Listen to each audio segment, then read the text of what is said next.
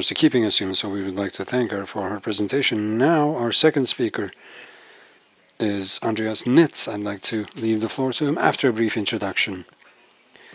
Knitz was born in 1963 in Ravensburg and studied architecture at Kassel University in 1993.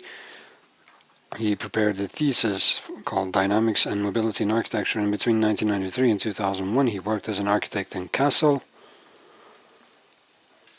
A significant portion of his artwork is realized in cooperation with Hort Hoschel and the team at Hoschel Knitz, and his purpose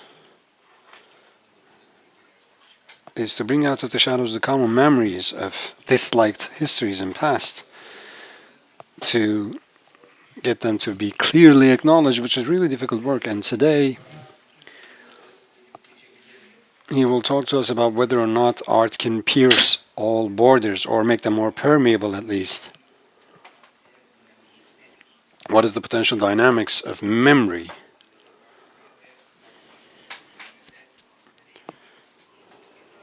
Can art bring about a new breeze in considering differences? And can we use different artistic points of view to tackle different problems? That will be the general outline of his presentation. And now I'd like to leave the floor to Mr. Andreas Knitz. The floor is yours, sir. Hello, and thank you so much for the invitation. It's a pleasure to follow the invitations of the Ranting Foundation and recognizing the powerful and networking work. Thank you for joining the conference. I would like to introduce 4 projects. I'm collaborating together with an artist called Horst Hoheisel.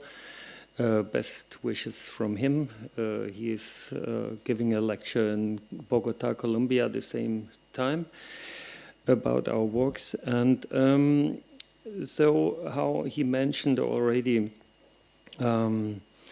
art as an ambassador, that's the title. Can this work, will this work? What will art be able to translate or to transfer? We as artists, more or less, we talk another language, and we collect in things. We try to find an essence and try to give a transfer at each place. I will give you an overview. It's 4 projects. I hope this is not too quick journey. So you see the chronologic. It's the first project together with Horst. It's here on number 3. It's a memorial in Buchenwald. It's connected with the Auschwitz place. I come back with some aspects later.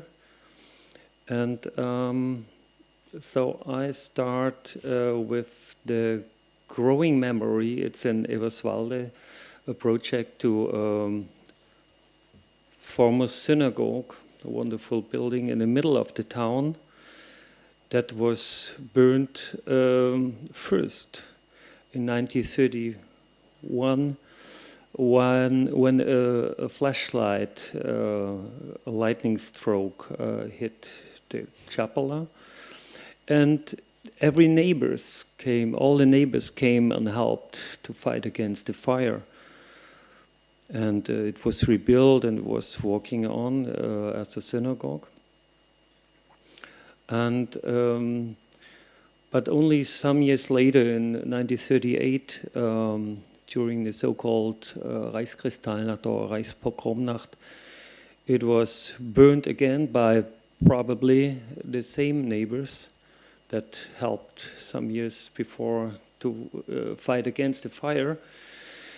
And it was burned, it was completely destroyed. But the next day already, probably, maybe you can read something of the aspects. The next days, the Jewish community had this letter from the administration of Eberswalde to rebuild, to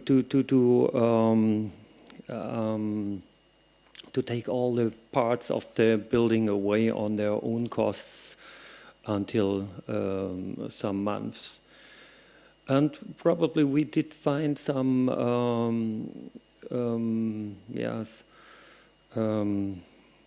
proofs that this writing was written at the same day until the synagogue wasn't already burning. So we will go on with this research.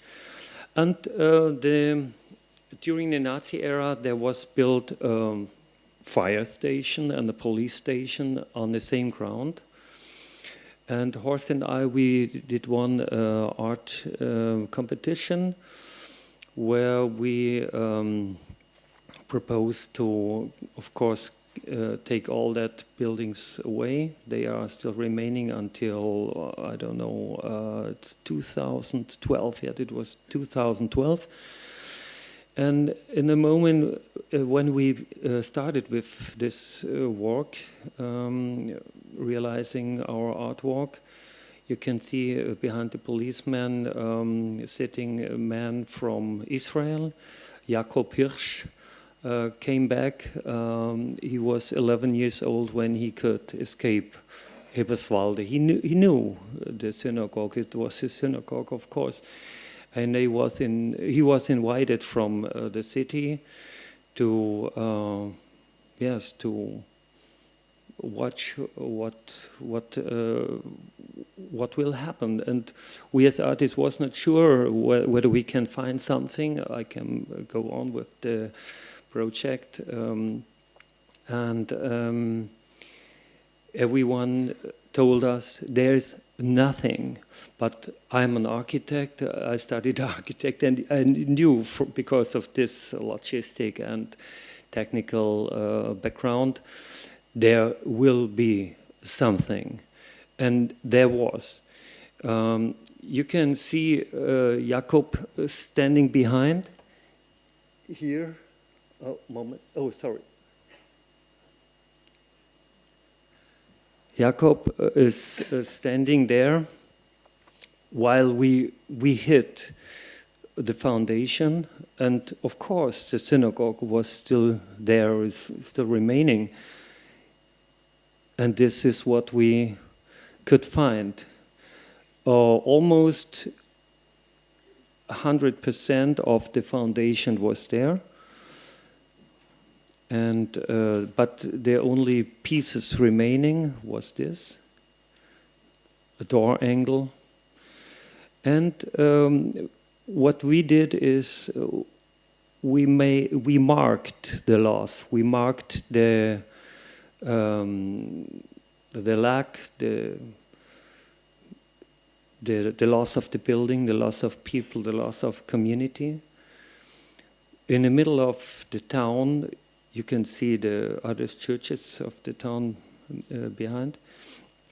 We marked a place and room and space that is lost,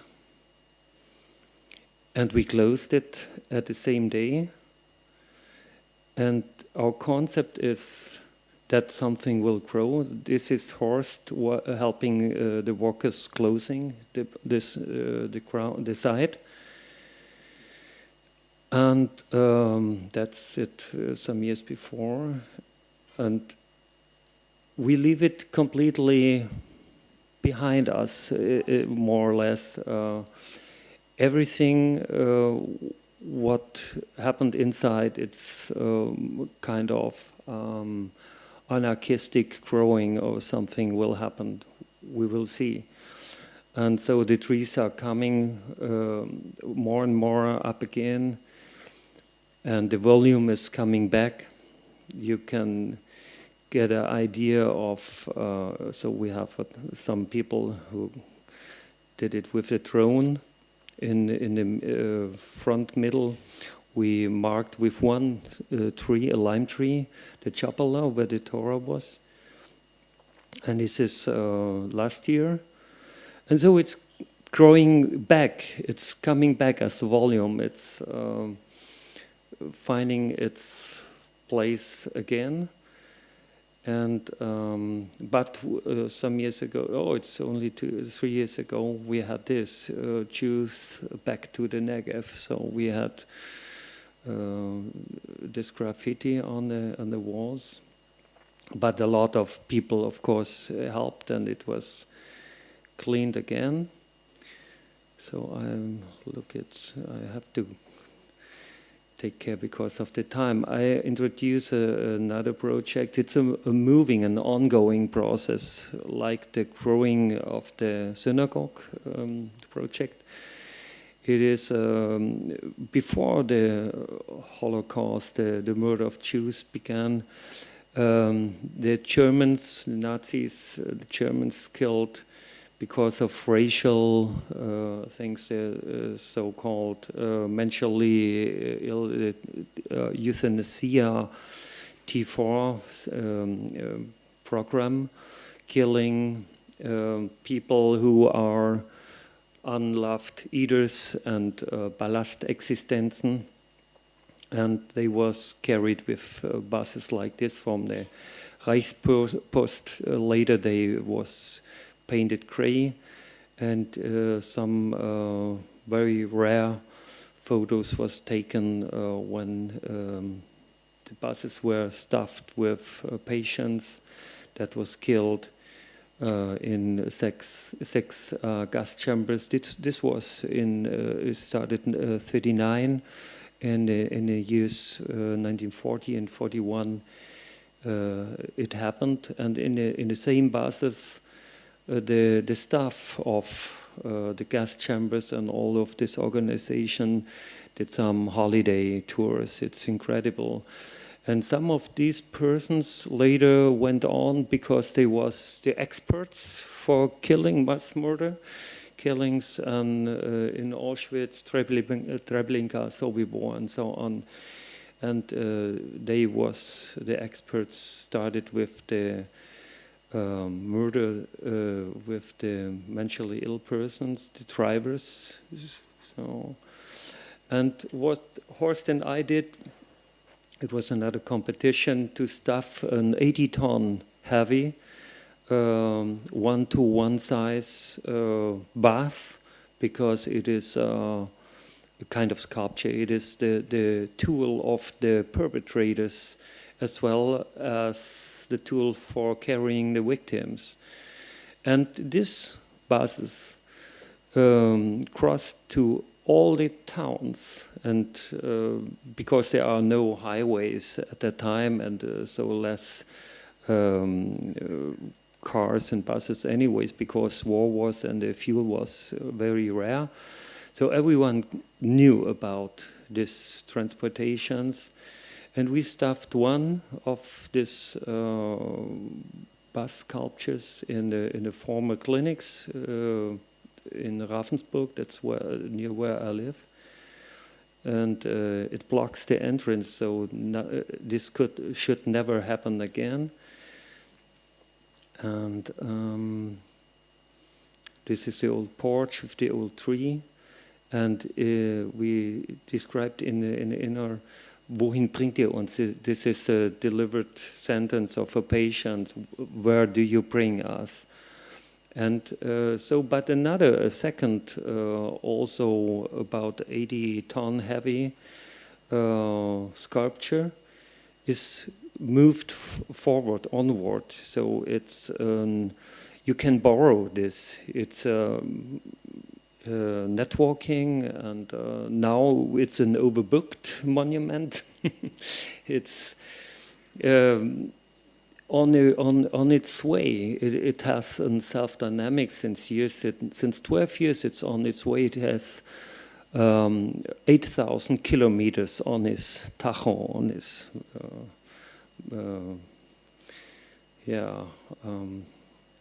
on a road chronometer, and this is in Berlin.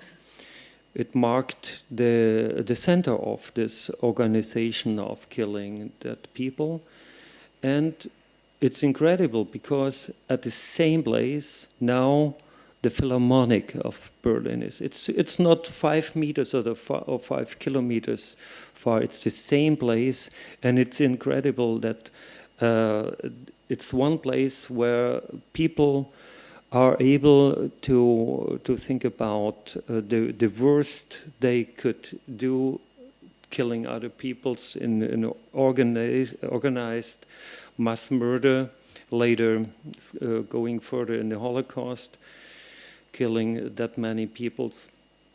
But the same place, only 15 years later, the famous architect Hans Scharoun, so this is a layer, this is the Philharmonie. Hans Scharoun, the famous architect, has knew this, of course, what the building of, this was the administration, and this was the villa where the mass murder of this T4 euthanasia thing happened. And so this is an ongoing process. It's overbooked now and until 2022. I should hurry a little, yes. Buchenwald, so close to Weimar. You can see Weimar in the front, in a very, very neighborhood. It's only some kilometers behind the camp. You see here the prisoners standing at the so-called Appellplatz. And down in the front, you can see this place. This is the first monument after the liberation of the Americans, initiated by them. It was a wooden obelisk to commemorate all the murdered there in Buchenwald. And it was some days after this liberation in April, it was reconstructed for a speech protest for the 1st of May. And it was gone. And 50 years later, Horst and I, we was invited by the director, Volker Knigge, to commemorate this place. And with a super simple steel plate, we did it more or less at that site. And but if you touch it, it's warm, it's heated, and you can feel on that side, on that place, oh, this is Mr. Obama, because his uncle was one of the troops of the Americas liberating them.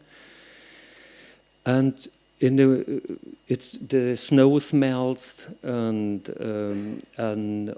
at this place of this totally human coldness, you can touch the plate, and it has 37 degrees body temperature, not concerning your religion or skin color or sexuality or language or what else, yeah, even not perpetrator or victim.